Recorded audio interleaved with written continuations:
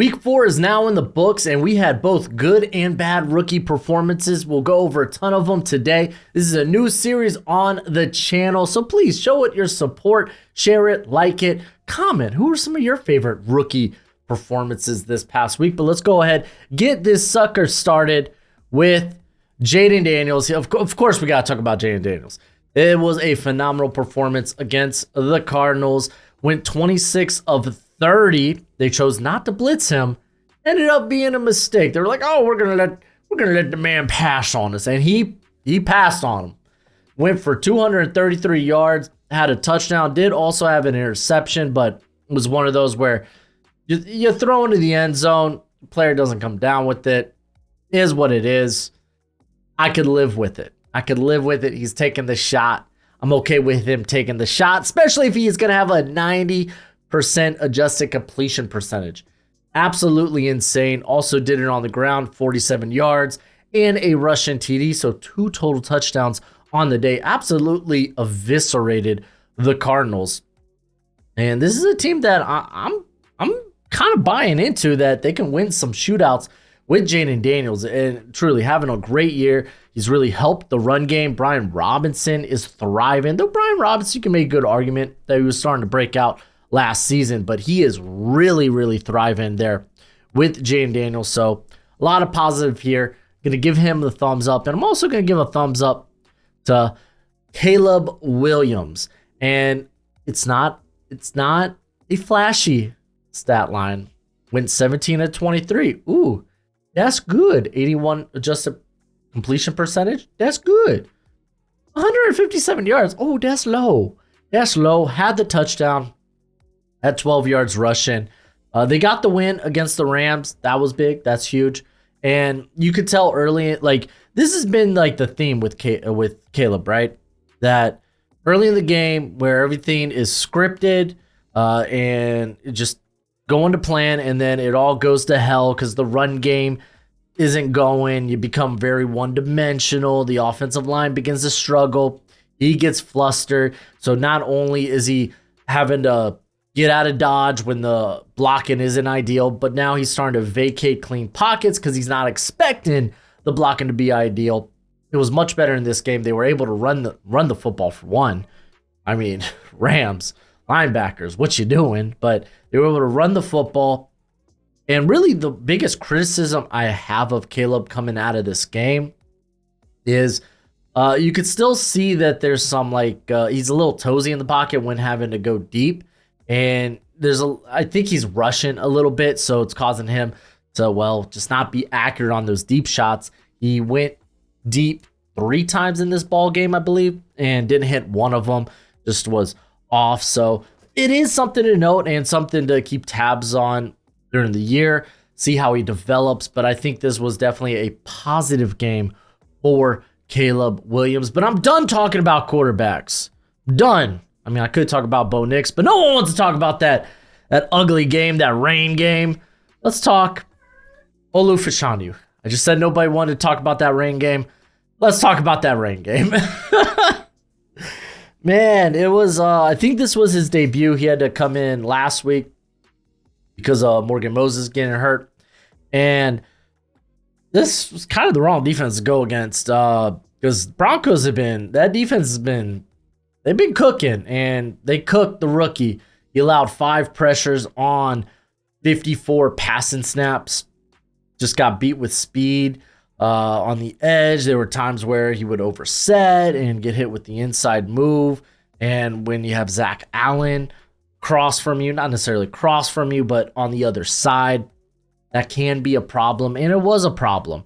And I expect Olu to get much better as the year goes on. I think Morgan Moses is not on IR, so he could be back in the next couple of weeks, but it will be a bit of a trial by fire for Fashanu. But not an encouraging game. Again, it wasn't the cleanest game. It was a wet, ugly game. They were unable to run the football either. He wasn't that good of a run blocker either. So it just wasn't. It wasn't pretty. Also had a was it a false start or a hold-in? I can't remember. I think it was a hold-in, but yeah, it wasn't the prettiest of games.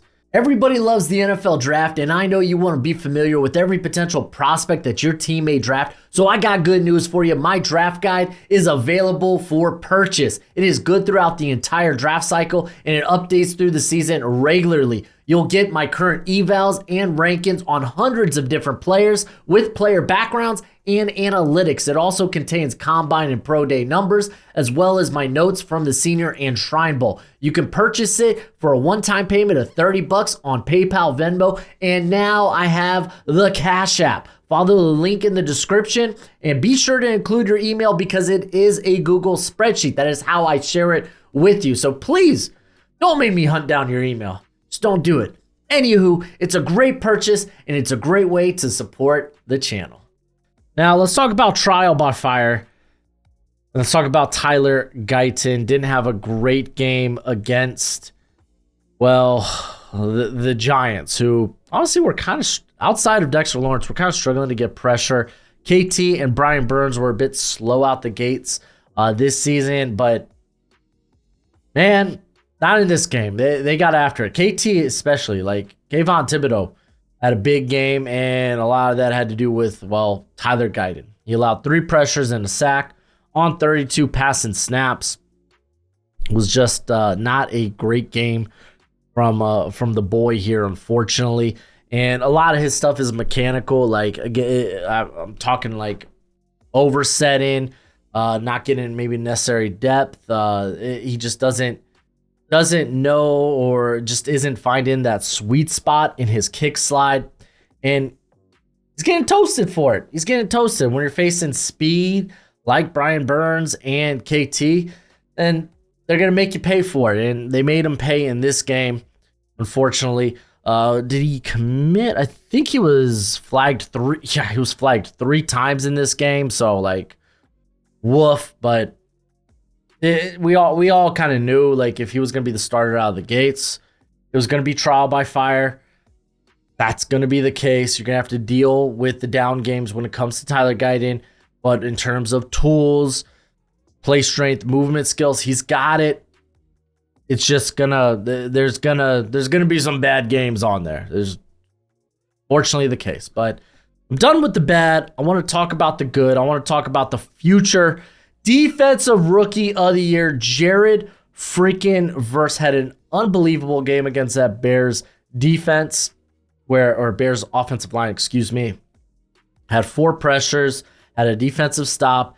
He had a win rate of 50%. That's utterly ludicrous. And you may be like, well, then he must have played maybe all of 5-10 pass rushing snaps. Ha! 20. He won 10 out of his 20 pass rushing snaps right from the get-go.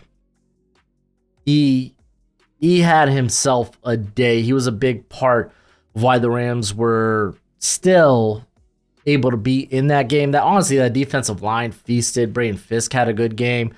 Kobe Turner probably looked the best he had all year. But unfortunately, when those running backs were able to get to the second level, well, there was no one there to stop them. Again, linebackers kind of been a weak spot for the Rams for a long time. You thought maybe they'd get it solved with Ernest Jones, and they trade him. Don't know why, is what it is. And yeah, man, Jared Verse, I'm telling you, man, I think he should be the current front runner for Defensive Rookie of the Year. And there was a reason I liked this guy. There was a reason why he was my edge 1 in this class. He's looking good, man. He's looking really, really good. But you know how else is all really looking good? It's Xavier Legette. That's right, my boy. He finally had the big game for him by this standard. 6 receptions, 66 yards.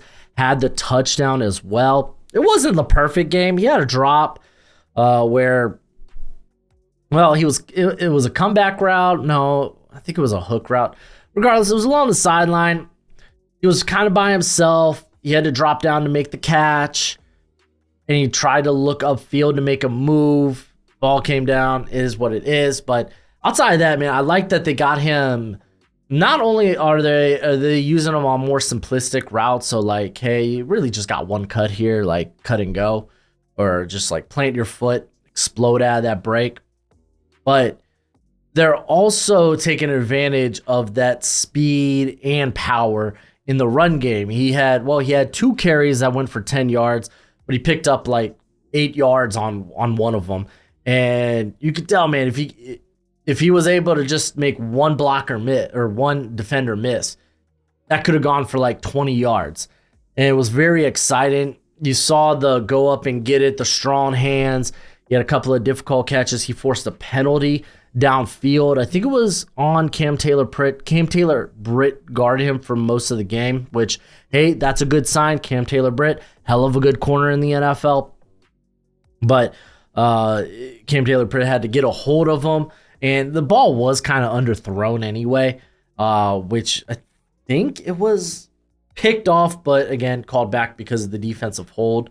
But it was a good game, man. There were some worries. I was coming into the year early on, the first couple of weeks. Oh, is the play speed going to be good enough?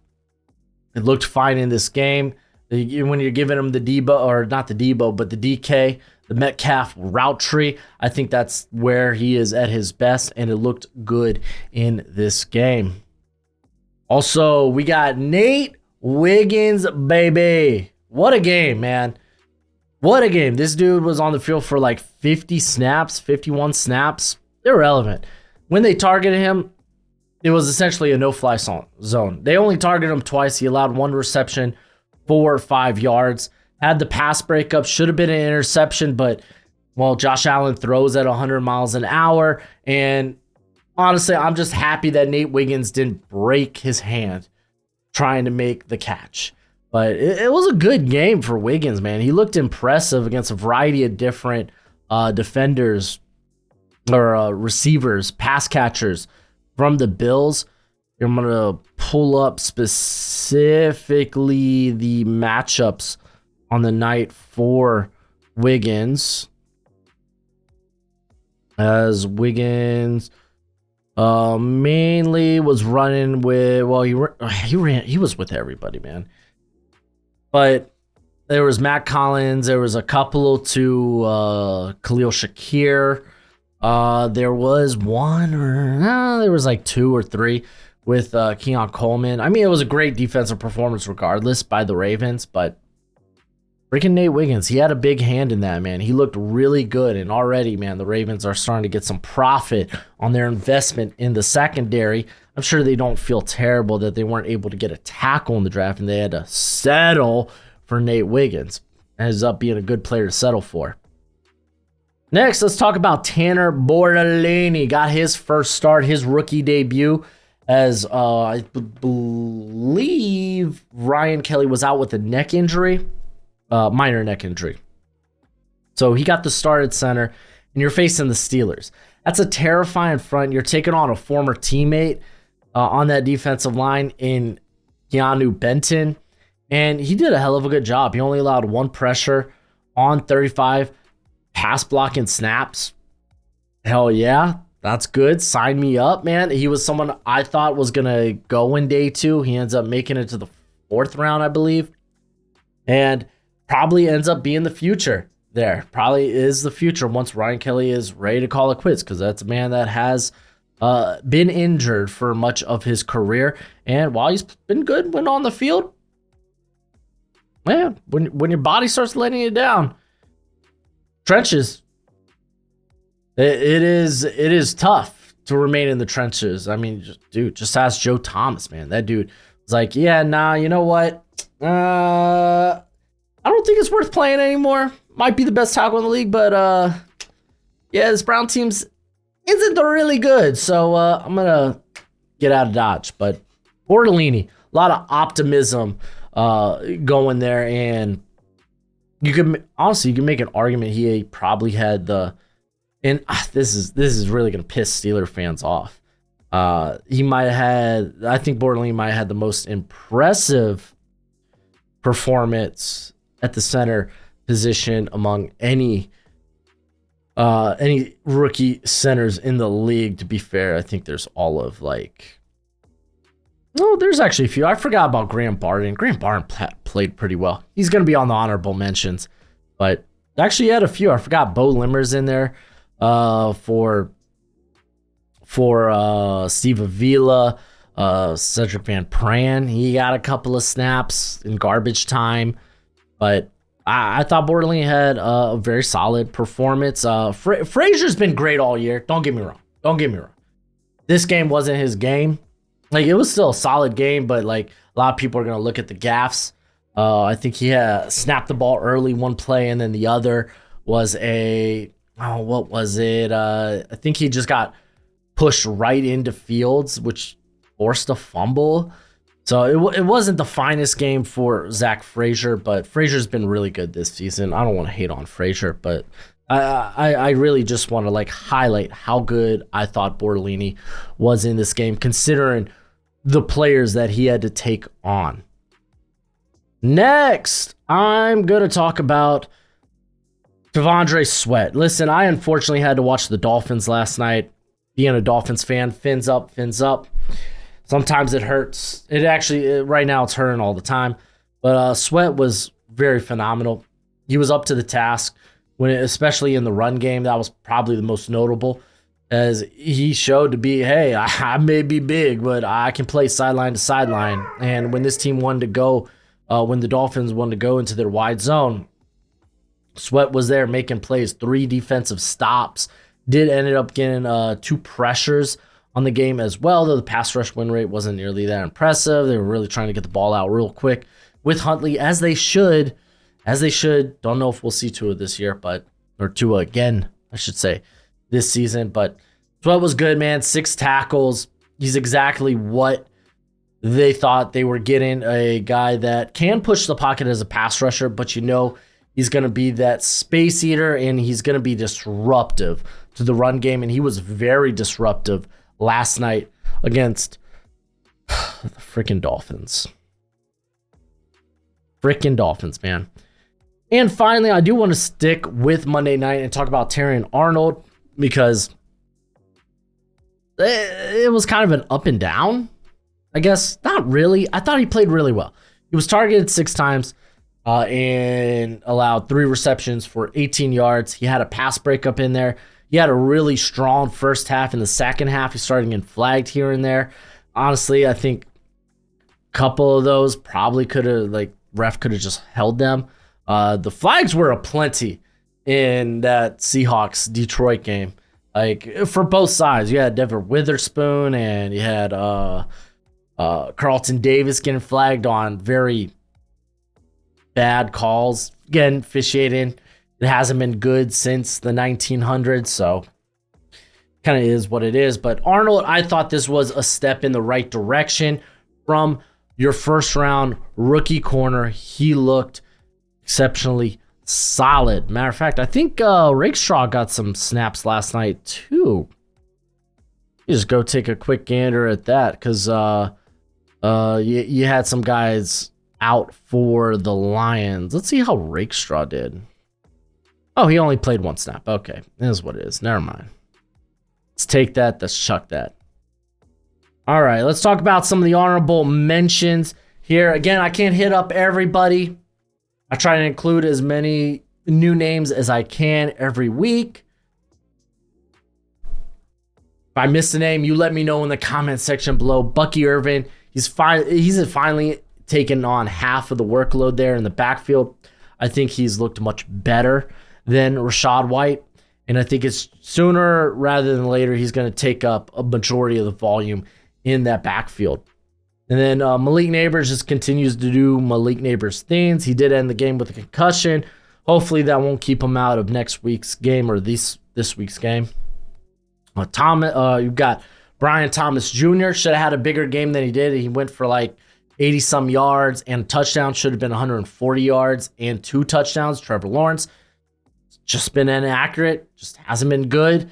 And unfortunately, that's going to hurt Brian Thomas's stat line, but he is looking every bit of the first-round pick people made him out to be. I argued that if he returned, he would have been vying for that wide receiver 1 spot in this 2025 draft class, and I'm feeling it's safe. I think it's safe enough to say that he probably would have been wide receiver 1, depending on how you view Travis Hunter. But he would have been a top 10 pick. You also had Ladd McConkey, had a really nice touchdown where, honestly, probably the throw was more impressive than the catch, but the catch was still hella good for the Chargers in that first quarter against the Chiefs, where Herbert just had to freaking laser that sucker in to where only McConkey could get it, and he got it, made sure his feet were inbounds in the back of the end zone. Phenomenal touchdown from him. Jordan Whittington has become a very viable part of the Rams offense, and I'm so happy that they're finding work for him, and he's really stepped up with Puka and Kupp currently injured. Mason McCormick, hell yeah, looked good. I like it. I love it. He was someone I had in my top 50. He ends up falling in the draft, got his first start, looked hella solid. Also, I feel like I gotta give a shout out to some of the regular names here on the offensive line. Like Fuanga's been looking really, really good. You also have, Graham Barden I included here on this list, and he did that in a good, a tough matchup, taking on guys like Jordan Davis and Jalen Carter. So, hell of a good performance from him. We also got, I feel like I should mention Amarius Mims. I thought Mims was pretty solid. There were a few gaffes here and there, but all in all, it was a pretty solid game from him. Dominic Pooney, he's just been he has been the second best player on that offensive line for the Niners, and that's an offensive line that has the best tackle in football. Pooney is just showing to be a big steal for the Niners. And then Braden Fisk, man, went off. He was hella good, and he's showing that he can be much more than just a penetrator. I actually thought he was pretty impressive in run defense, but Rams linebackers can't fill holes, is what it is. I do want to give a shout out to Jackson Powers Johnson. He had his first start of his career. I think technically so did DJ Glaze. I can't remember if Theron Mumford came out of last week's game or if it was the week before, but Glaze, he was all right, but I thought Jackson Powers Johnson was really, really solid. I think he's going to look better and better and better and better as the year goes on. I thought his run blocking was something that really stood out at Oregon. It wasn't perfect here. I think that's an aspect that's going to get better as the year goes on, but this was a good first start. Was very good in pass protection. I definitely wanted to at least give him a little bit of a shout out, and might as well give freaking Roger Rosengarten a shout out too. I'm here just shouting out the offensive line, rookie offensive line. Did y'all know last year's offensive line class was kind of nuts? That 2024 offensive line class was kind of good. And now we're staring down this 2025 offensive line class, looking at it like, is there really anybody in this class? That's just kind of where we're at. But let me know who are some of your favorite players from this past weekend, rookies from this past weekend, who are some of your favorite rookie performances, or what rookies are letting your team down. Let me know in the comment section below. If you want more draft content in the channel, well, I did my stock report for these upcoming prospects in the 2025 NFL draft class. So you could check out that video over here. But as always, until next time, you be easy, my friends. Later.